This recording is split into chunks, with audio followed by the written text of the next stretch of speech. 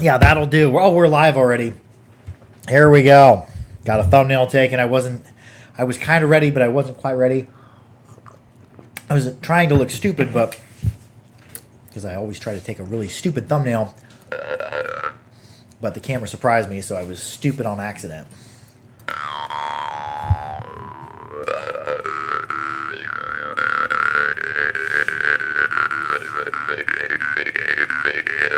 Hey, y'all know. What do you know?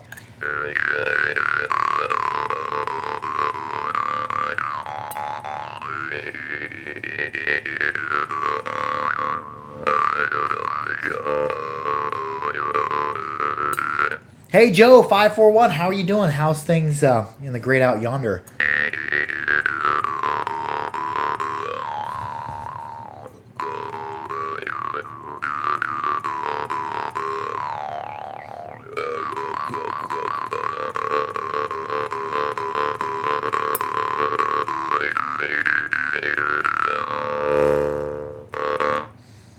All good out and over. It's fine in Oklahoma.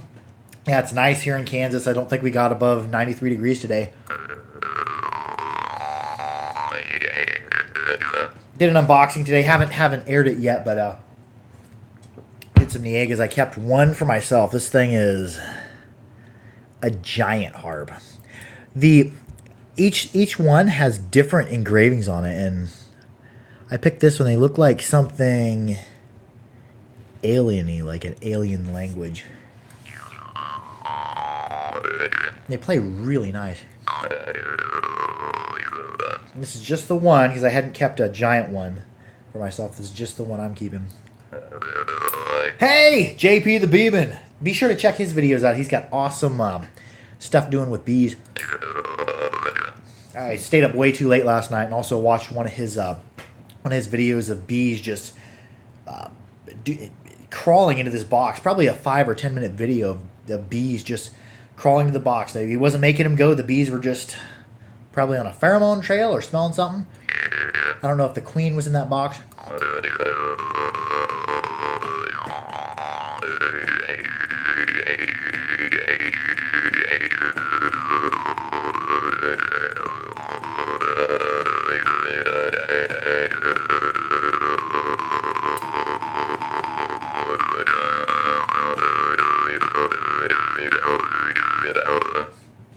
On a basis, she was B. On a bass this low, this Niega, you barely have to breathe at all to get the breathing techniques to come out. It's gapped super tight, but you don't like much breath at all will overblow it.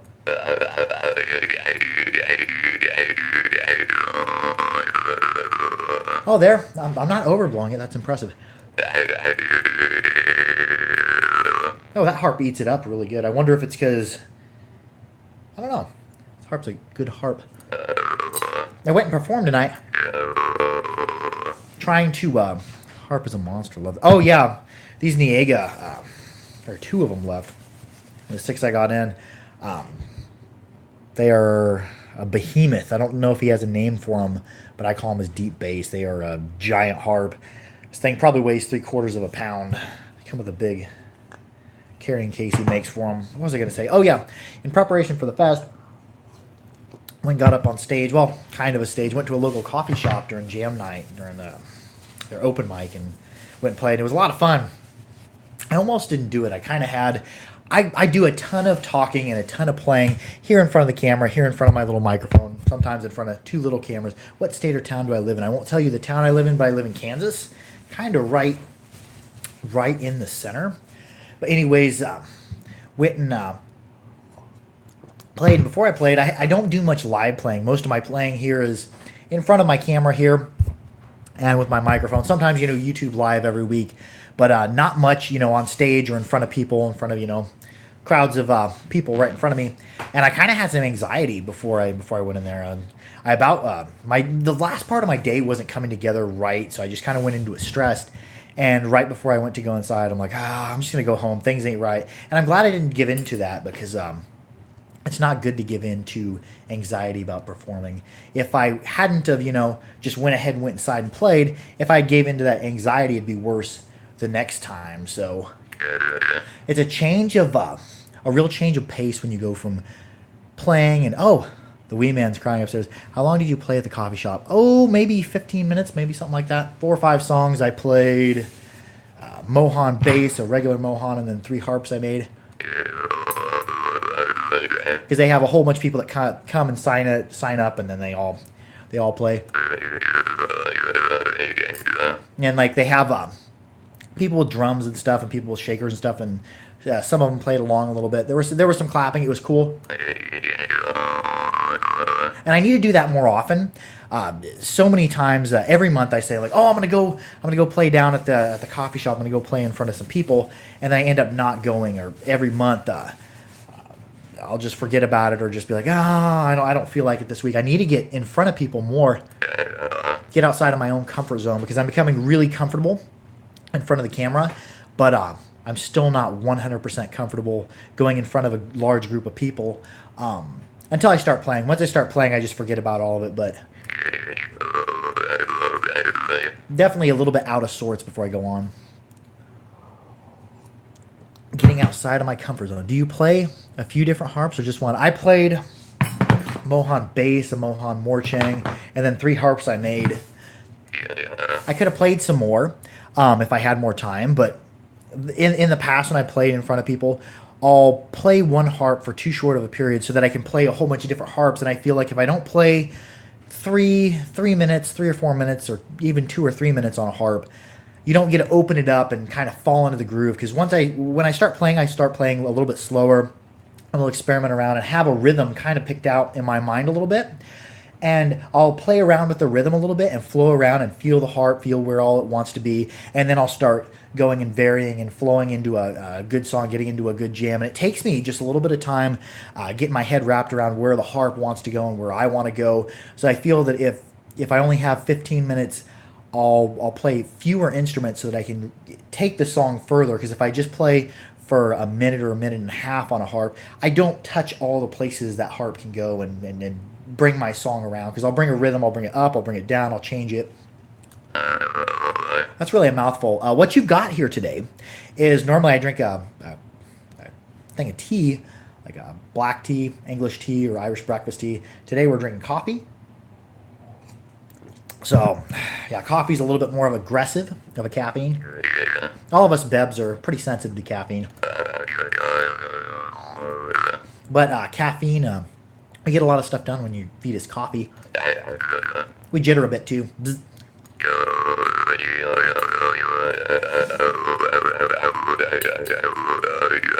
You can really move these Nyaga bass really well for their length and for how low they are, but you do have to maintain some control. Caffeine calms me down. No, caffeine does not calm me down when I drink caffeine. Like right now, you're seeing I'm like, it's time to go. It's time to play the harp. Caffeine gets right a hold of me. I'm pretty high strung anyways, but somebody says when drinking a Colombian medium dark roast. Oh, nice, that fresh honey. Do you have a bit of hive floating in there? Have you ever accidentally damaged one of your harps? Yes, and yes, I took a Schluter. I used to all the time drink beer and go sit in my backyard, and I'd have harps just in my pocket. No type of protection, not carrying them on a plate or, having them on a block so I can transport them. I just have harps in my pocket, and my Schluter got bent. I don't even know where my Schluter's at. I don't play it very often. Oh, here it is. It got bent in, and a Schluter is, I believe it's a silver alloy. So the frames are pretty soft. They're pretty dainty. Man, joined. Hey, Spencer, how you doing? Welcome to the Harp Rave. And it got bent in a little bit, and it played super clicky. So I'm like, oh, I can fix it. At the time, I didn't know anything about building harps or working on harps. So I just grabbed it and pried on it a little bit. Not only did that really misalign the harp. I'm drinking a Budweiser right now. Oh, cool. Where was that? Oh, I just pried it apart, and not only did that misalign it, it loosened up the crimp on it because I just pried on it. And it took me, after I started, and I kind of just left it for dead. I realigned it as best I could with my hands, and then just didn't play it for a long time. Then I started building harps. Then I learned how to readjust them back in, and I redid the crimp. So if you bend a harp in, don't ever just grab it and pry it apart. You need to do your adjusting of the harp in a controlled fashion, in a vise. If you really know what you're doing, you can do it on a little anvil with a little hammer, just with taps, and you can move stuff in and out. But I'll just give it a listen.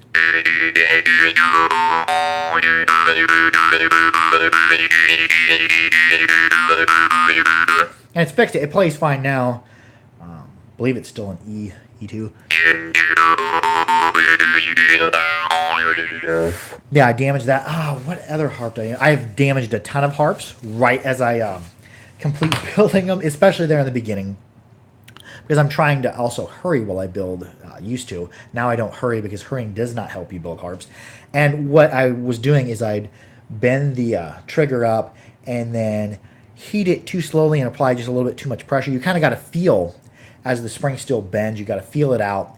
And, not feeling it out, just going, just putting some pressure and breaking the triggers off. So I did that a ton of times, and I'd throw the harp away until I figured out that you can, with some practice in a vise, you can remove a reed out of a harp without even grinding these ears out of here. Some harps, depending on the way it was crimped, maybe a little bit harder to get out. Mine are super hard to get out because they fit in like a puzzle piece.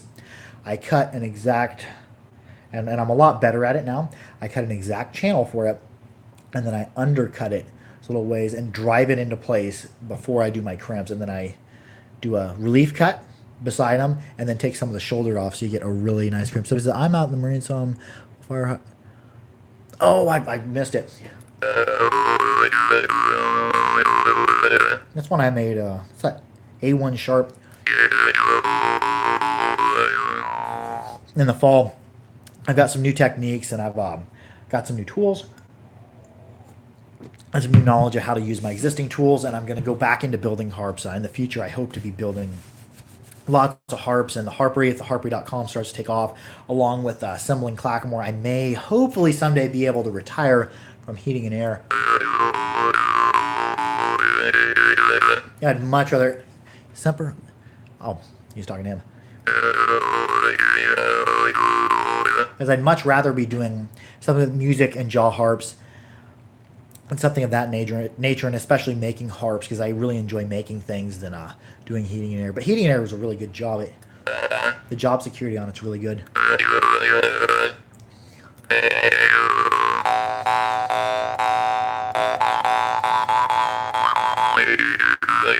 How long does it take you to make a harp start to finish? It started out once I was able to kind of make harps. 5 or 6 hours, and my results weren't great. Here's actually my first harp I ever made.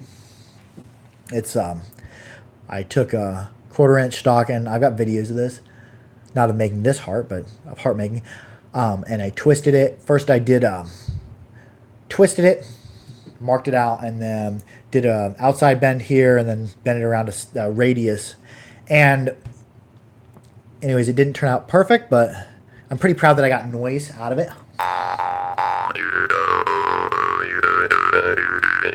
And I could adjust this. I could go through. I could sharpen. I could redo the bends on it.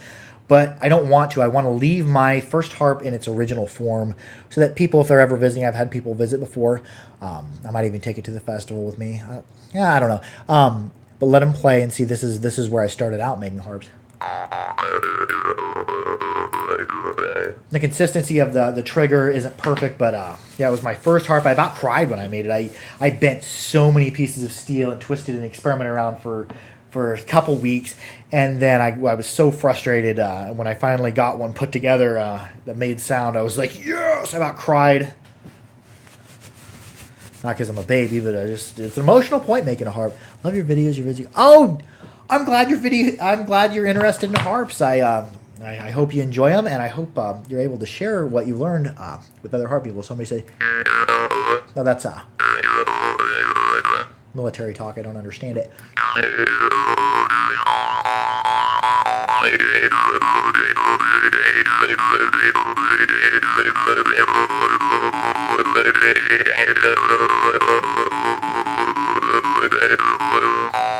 That's doing a lot of breath.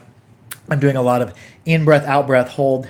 Oh, wait, that's out-breath, hold, in-breath, out-breath, hold, in-breath. And there is a hold, and then an in-out or an out-in. It kind of depends on what kind of mood I'm in and where I'm at in the rhythm.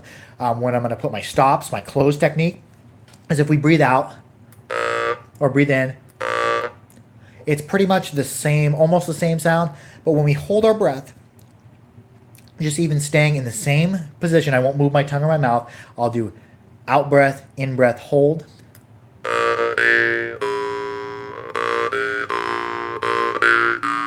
That That's all me making mouth shapes with holding my breath. That's closing my glottis, so I'm getting them bell rings. That's all closed. Now, if you start to do your open close, breathe out or breathe in and then hold, breathe out or breathe in and then hold, you can kind of form a staircase. What year did I first start getting into the harps? It was going on 3 years ago. In January, it'll be 3 years. I ended up getting a hernia, and I had to take like 7 weeks off work because I had a hernia surgery. There's really no light duty at work. It's either you're lifting heavy stuff and climbing or you're not.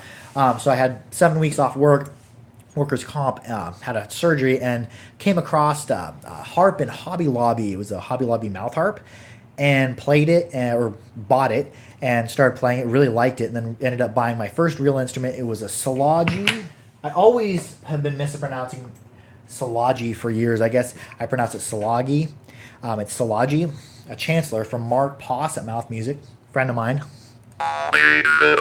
And it's such a Solagi or Glazerin or any of those. They're huge steps up. Even most beginner harps, which I'd say a Chancellor is beginner to intermediate. You can do advanced stuff on it. Really cool, cheap instrument. And yeah, way better than the toy harp I was playing. And that led to this obsession. There for a while, I bought every instrument I had from Mark. He's out of California.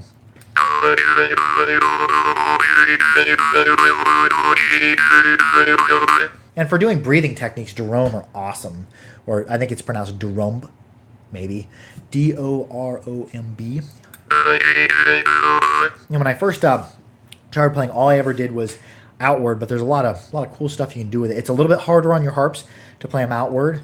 You get kind of a distorted tone, but there's so much distorted stuff you can work with. And I don't hardly ever play outward, so let's see if I can still do it.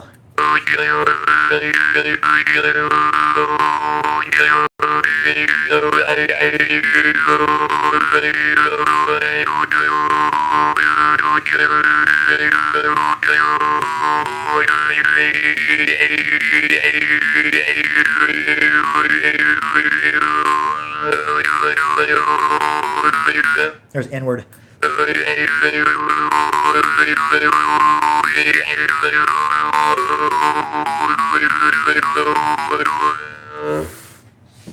And if you go back to, I missed the comment.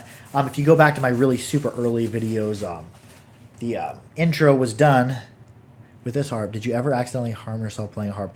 No, but I've scared myself a couple of times. The only time I've ever had that happen was, I don't know if I have it out here. It was there it is. Glazerin Star, or many of the Glazerin. If you go from plucking like a Dorombe, which don't have a big ball-shaped trigger, they have a little bent trigger and sometimes some solder on there, which your finger will slide easily past, to playing something with a ball-shaped trigger, when it's not curved in. You can catch your finger, like this was the first couple times I played it on a weekend. I would catch my finger on the inside of it. I'd start playing it, and then I wouldn't pay attention to where my finger was contacting it. And if it grabs on the ball, it'll pull it away from your mouth, and it slap you just right in the teeth. And the first couple times that happened to me, and it hasn't happened to me in a long time, you have that sinking feeling in your stomach, and then you're taking your tongue and feeling your teeth to make sure they're not chipped, because when you get smacked like that hard in the teeth, I think that's probably the biggest danger in playing a harp. If you're ever playing a stiff-reeded harp, and especially a beginner, if you're brand new to the harp, you pull out a really stiff-reeded harp, like especially a Snoopy harp, you're in front of your friends or whatever, you just pull it out, you don't know nothing about playing it, or you haven't played it much, or you're just rambunctiously playing it outward, and your finger grabs that trigger and it slaps you right in your teeth. I think that's probably the biggest danger in playing a harp. Good day, third stream in a row, finally getting the grasp on hillbilly. Oh, nice, dude. It's really a lot of fun doing that hillbilly breathing or rhythmic breathing or whatever we call it. And it also makes you feel pretty good, because you're kind of like short cycling your breath. You're really controlling your breath. And what's a lot of fun with that hillbilly breathing is working other stuff into it, working your close techniques into it, and it's just it's never about the destination when you're playing the harp. It's always about the journey. Like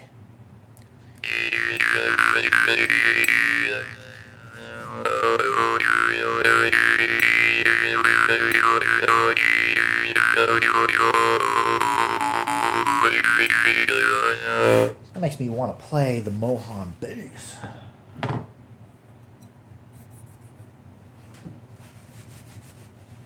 So we want this one here. Mohan bass are super juicy.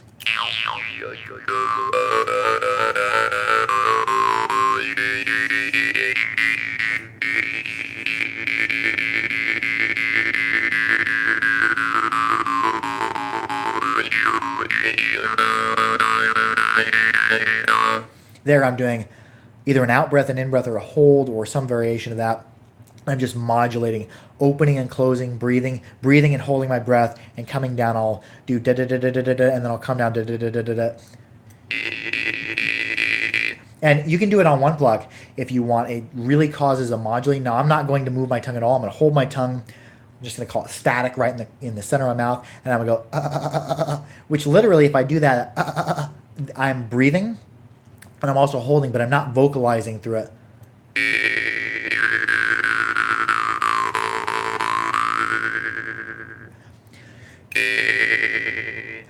And I can start working that into my rhythms. You know, doing it several times and then plucking several times, pluck, and coming down, and then I'll come back up and I'll start to kind of waver around and feel around the harp and start varying my tongue technique, the shape of my mouth, curling my tongue up at the back, sometimes bringing my tongue up to the tip of my palate, sometimes, you know, curling my tongue or laying my tongue flat, doing stuff with the back part of my mouth and my tongue. How would you consider to be the hardest playing technique to master? I'm a master of no playing techniques. I'm getting a lot better at rhythmic techniques and some open close, probably. And I don't know all the techniques that are out there, so I'm saying this from a completely, well, not completely, but semi uninformed place. But either open close melodic style play, because I'm still not very good at it, or Morchang style play or Morsing style play. Would that be the Carnatic style, which I think is a lot of timing and a lot of changing times. Maybe they say it's like math. So something like that. Those techniques are it's really a discipline.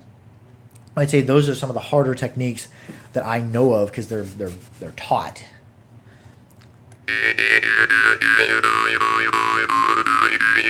Now I'm going to do that modulating or open, close, you know, little breaths and stagger down. I'm going to start at the top, I'm going to come down, and then I'll come back up. And that going down and coming back up, I did that for a while and I didn't know why I did it. It's kind of like I feel out what the harp wants, because if I do that same technique on a Glasrin or on a Jerome, it's gonna require some different nuances, and there's gonna be different sweet, juicy places of music in between. But I'll start at the top, I'll go down, I'll come back up, and then I'll start going down and up and down and up. And like I'm saying, changing my mouth shape, not just move my tongue up and down. Moving your tongue up and down is like one dimension of it. There's multifaceted dimensions of changes, minor, very small changes with your tongue, curling up at the back, pushing the bottom down, pushing the bottom up, making different shapes with your tongue, tensioning up your mouth in different ways, and not jumping around. So if you go down and you come back up, he's asking a question.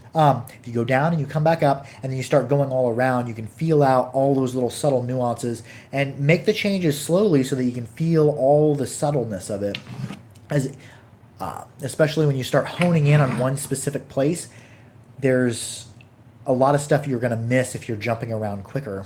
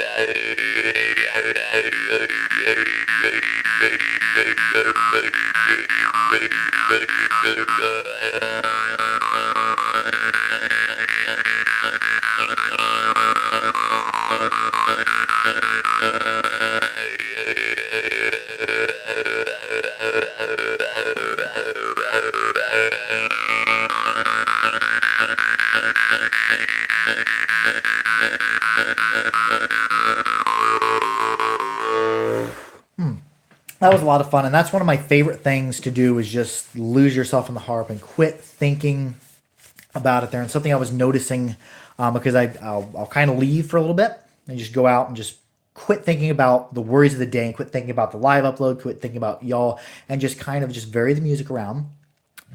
And then for a minute, I'll be pulled back in and be conscious of it. Oh, cool. Nice. What was I saying? I don't know. I lost it. Oh, and I'll focus back in and see like, okay, what techniques am I doing? And there during my open close, I kind of focused in on the frequencies, and it felt like I was kind of like barking when I was doing my open close. Yeah, let's see if I can. I can't do it without the harp.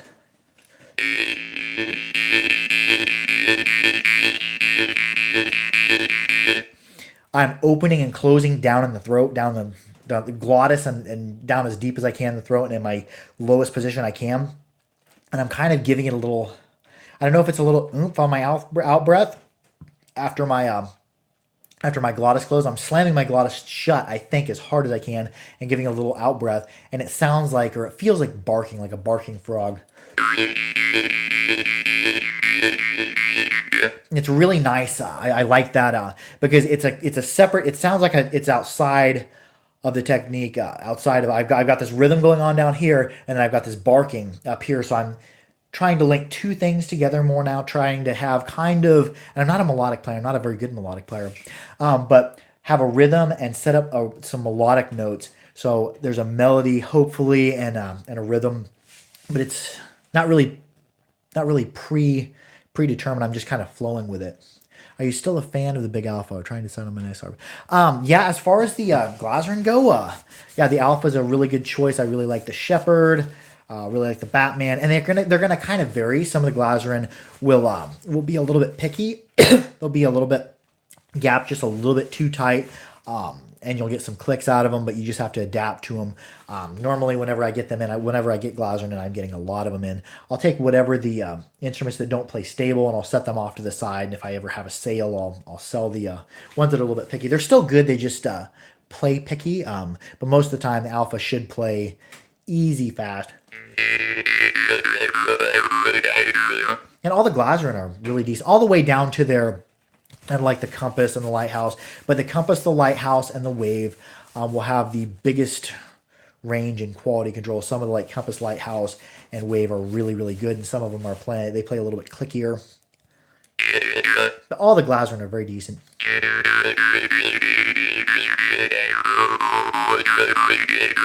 But I guess the question to ask yourself would be, what do you want on the harp? What are your playing styles that you're playing now? And what are the styles you want to pursue?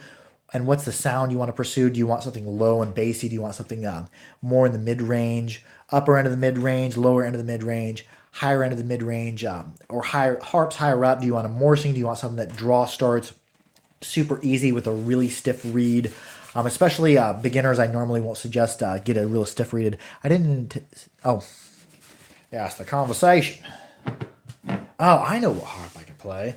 I think Donovan's still feeding, so earlier this week I've been practicing every day this week. Oh, that leads me to a good story. You're joining the caffeination station. A couple days ago, I played this harp, the Shipanov, which are Shipanov are excellent. I really like the Shipanov F2. There's like 5 of them coming. But I played it, and Donovan, I heard him wake up from down here. And then this week I've had a rash right here on my neck. I can't figure out what it's from, and it like go away sometimes and come back. I'm like, what is going on? And then last night I was playing, and I noticed that I have coconut. I always have coconut oil on my thumb, and then I have this big beard down here. I'm all the time pushing my beard hairs and rubbing my beard hairs covered in coconut oil against my neck, and it gave me a rash. So if you ever have a rash on your neck and you play the harp a lot, that may be it.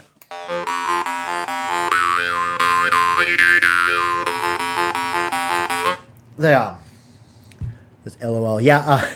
Oh yeah, you got the master beard. You got a big giant axe beard. See, I can't grow out a huge axe beard. My older brother, Eric, he can grow out a full axe beard and grow it out up here. I don't grow really much up here, and then the hair, I got a pretty good beard going on here, but the hairs they're so scraggly. What's my favorite bass harp? Oh, that is the best question. If I grow my beard hairs out really long, they just spring out to the side. So no matter how long I grow it out, it's always going to be like no bigger than that. My favorite bass harp, like if it's mid-range bass, like G1 and above, I would say the Mohan. It's a Mohan bass Morchang. Mohan just came out with these. They're absolutely fantastic. Real tight gaps. If you're looking for like a mid-range bass, I call like mid-range bass. I would say is like G1 to A1 sharp, B1. I don't know where this one falls. I've got a lot of them are tuned. This one I left untuned. They're melodic down in the mid-range.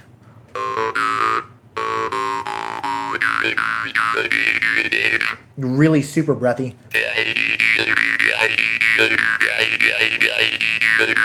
It really works. Somebody says, "Man, what's the advantage over untuned tunes?" I didn't get all of your comment. There's no advantage. There's obviously an advantage to having a tuned harp if you're wishing to play with other people. Just because a harp's tuned doesn't mean it's a really good harp, and just because a harp's untuned doesn't mean it's a bad harp. Some really fine harps like it's upstairs. My Holmes, my Bertsev Holmes is untuned harp. Absolutely fantastic. Beautiful spectrum, beautiful breath, great sound. The trigger on it, like Bertsev teaches people how to make Holmes. Okay, we'll get back to that. Absolutely amazing harp. Just like most of the Mohan come untuned, but I do tune them on request. But they're not centralized to a note. You can't play that harp with another person, with another band in the key of whatever if you're not in that key. So tuning a harp to a note is just picking that specific frequency that harp makes all those overtones of. And I raise whenever I tune my harps, or whenever I tune a Mohan, whenever I tune anything, I'll take a little bit off the corner of the trigger. And I put out a video a couple weeks ago about this. Take a little bit off the trigger and raise to the next note. Just go to the next note. You never want to take a harp very far because you're taking the proportions, you're reducing or increasing proportions of stiffness or weight, or you're decreasing it, and you can throw a harp out of whack if you take it very far. So you just take it to the next note. But yeah, that's the only advantage of having a tuned harp, is that you can play with other people in that key. If you have harps that are in a common key, D, E, G, you can play with people in that key. But taking a harp or tuning a harp is just taking it to a specific note, a specific frequency. And somebody said best 3 bass harp for a beginner. Hey, Bev, I got it. Oh, snap. Be safe, dude. It's out fighting fires. What was it? Oh, they were asking what the 3 best bass harps for a beginner. Like a beginner on a budget, first bass harps, Lighthouse, Glaser Lighthouse, are really, really decent for like the least amount of money. I don't know where my Lighthouse is at. The harps all over. We'll just start out with like budget basses. Lighthouse is what I call a budget bass. Most of them play pretty stable. Any Lighthouse you buy from me is going to be stable. But they're not going to be as stable as like an Ascetic is. Would I recommend the Pokin tune set? I actually do have one on my site, and it's super cheap. It's like $100. The gaps aren't big. Like I could get it out. I know exactly where it's at. The gap. We'll go through the 3 basses here real quick. This isn't going to be a long video. Yeah, they're not going to play as stable as like a Glaser and Ascetic or a Star, but they're flexible because what you want as a beginner is probably a flexible reeded harp because you're not used to handling it, and you're also not used to the fatigue or the extra pressure and tension that a really stiff reeded harp puts up against your teeth or up against your jaw. So the Lighthouse is bassy, but the stiffness on it is super manageable.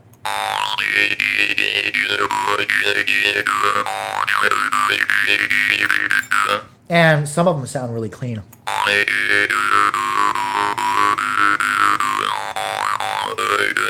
This one is kind of melodic down in the bass. Most of them are going to be saturated. The Glaser and Ascetics, Glaser and Ascetics more intermediate to advanced harp. Other good budget bass. Oh, also I don't stock these, but I highly recommend them. Tartar bass Kubies.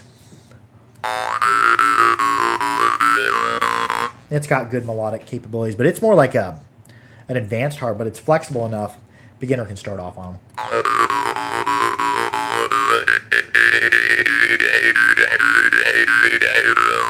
Really good to manipulate open-close style if you want to spend more money. And we're just in mid-range bass. I don't know of any super deep bass instruments that I recommend to a beginner because they were going to require... Niega played definitely the most stable I played, but they're going to still require some precision. Niega mid-range basses are awesome. If I can find one. Might have one hanging on the wall here. That's Pulpit Cinco. I do not. Oh wait, what are you? Yeah, there's a G1 Sharp. What do you find in the advanced? What do you find in the advanced harp versus the beginner harp? Beginner harps are normally they're flexible. They have gaps that they're easier to play off of, and sometimes some of the beginner harps are really good. Like some of the Lighthouse are really decent. Where was I going with that? Oh, the advantages of a beginner versus an advanced harp. Beginners are made for beginners, and they're easier to start off on. They're less swimming in the deep end.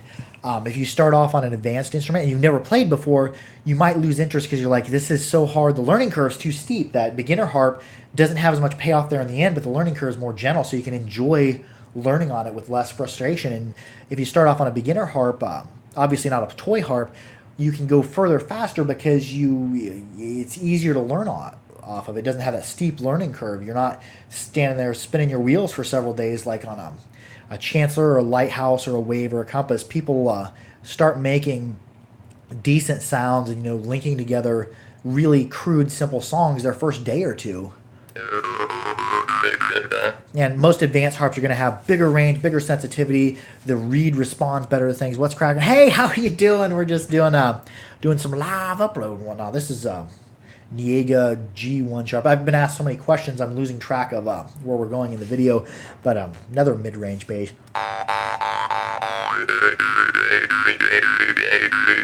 This is medium stiffness. We're going up in stiffness, but he's got a lot of weight out at the forefront, so it balances it out. It's got a lot of pop. All Niega instruments, even the more flexible ones, they just... The trigger and reed consistency of them feels really nice, and it works really well mixing your plucks in with your breaths and with... It just... Niega are just a tool that works well.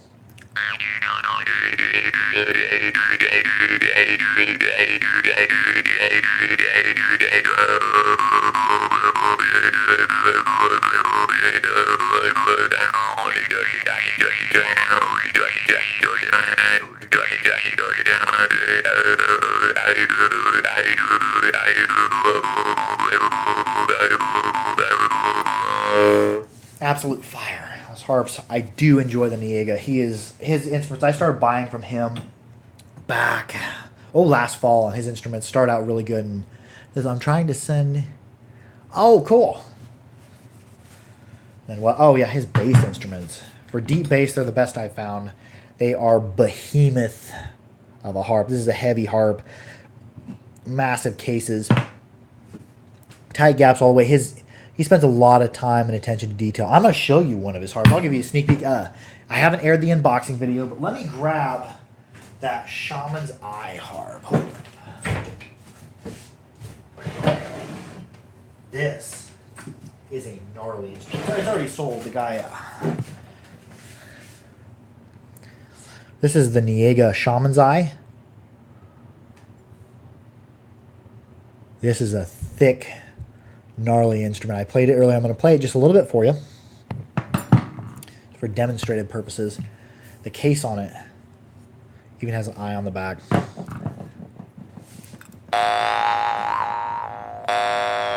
Really pure tone. These are some of his most expensive instruments.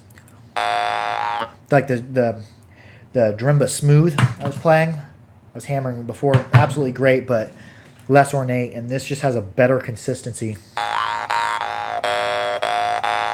It feels like playing a Yakut hummus.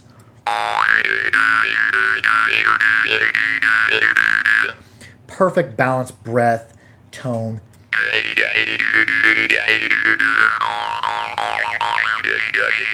Really responsive. Love this harp. I'm definitely going to be getting more of the Shaman's Eye in. I got their younger brother, the Shaman Pattern. The Shaman's Eye he did a lot of really complex filing and contouring of this reed. That's just an attention to detail. And the gaps are absolutely. Do I have any? Oh, yeah. I have Niega mid-range bass. I have their deep bass. I have the smooth, and I have pattern. Only one I don't have is this. I only got one of them. I had never played it before. If I had known it was this good, it was pretty expensive. I would have gotten more of these Shaman's Eye. But yeah, all the Niega are awesome. One thing about Niega, you got the advantage. It's steel, so the sound on it, because I've noticed a lot of steel instruments really have just a signature sound to them. They just resonate really, really well. But you have to spend a little bit of extra time making sure all the moisture's off of it and oiling it. And if you use don't use Kleenex, use paper towel, or I find it best napkins, or an old sock, or a new sock, a piece of a sock. So you need something kind of abrasive to really rub it down with oil, or it will rust on you because you have it in your mouth. But yeah, they play really, really well, and I'm gonna put this one away because it is going to a happy home. I tried to talk about it. I'm like, hey, if you don't want this eye harp, it's got a place in my collection. His deep bass are gnarly too. Most deep bass play really unstable, and I kept this one, and he did all sorts of weird alien patterns. Let me grab some of these. These are monsters.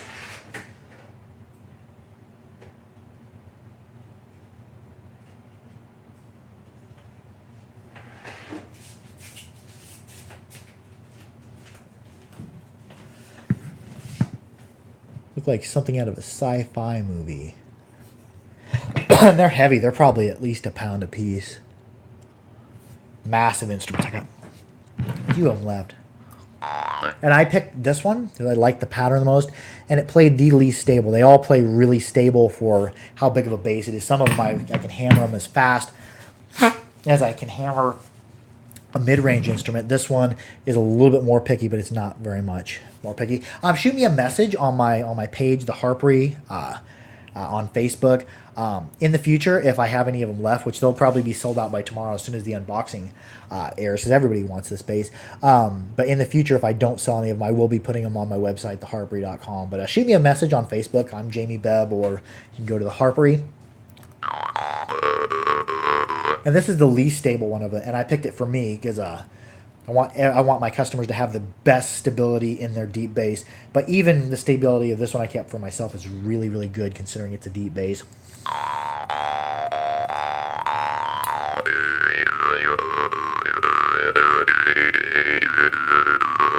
And there's melodic content down there too.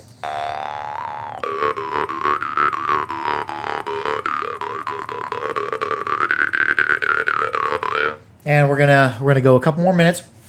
Go upstairs, me and my wife, it's movie night again. We're kind of up over that crest of having a baby. When you first have a baby, like you don't watch any movies, you don't do anything other than care for baby. And now on Saturday nights, we watch movies. It's gnarly. Life is starting to level back out. And having a baby for the first time, everybody says it's hard, but it really is a shock as a new parent. You know, you leave the hospital and you have this little person.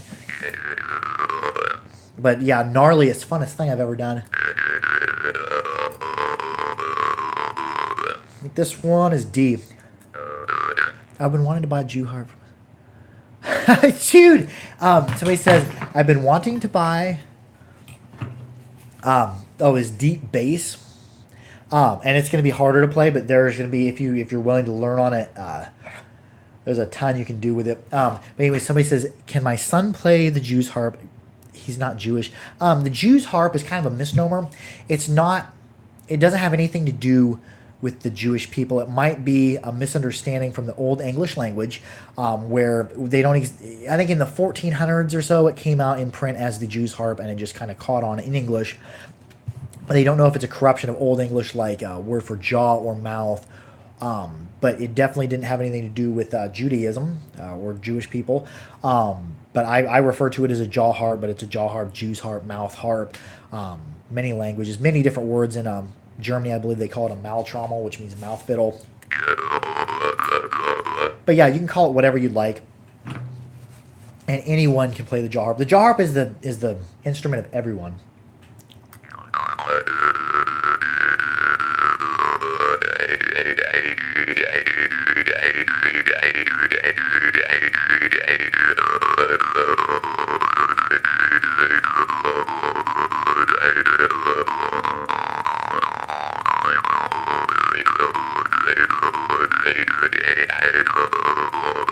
There's that barking and that wah. Oh, nice.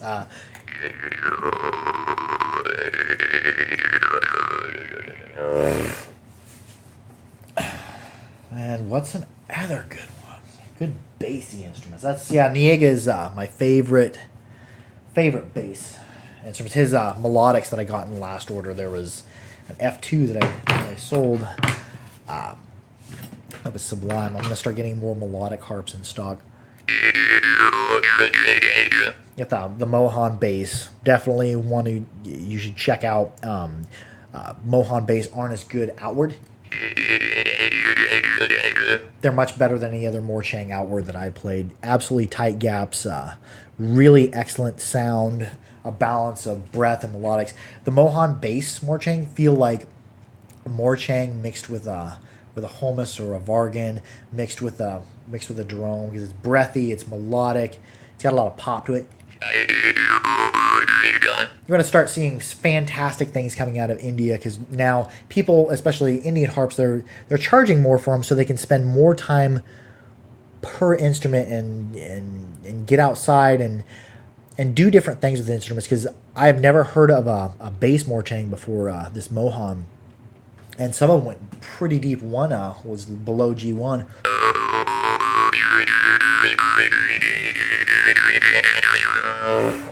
And most of them play really stable.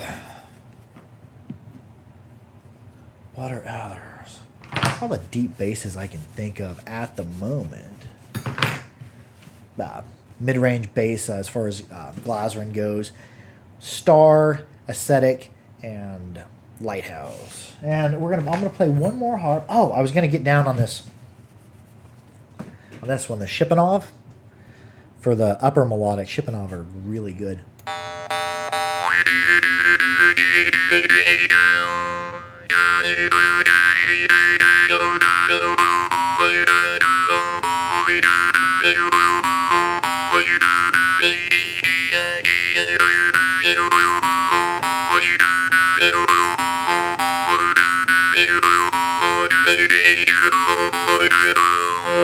Well, anyways, it's movie night. Be sure to like, share, and subscribe for more harpery. I love y'all. Keep your harps clean, keep them dry, keep them oiled. Adios.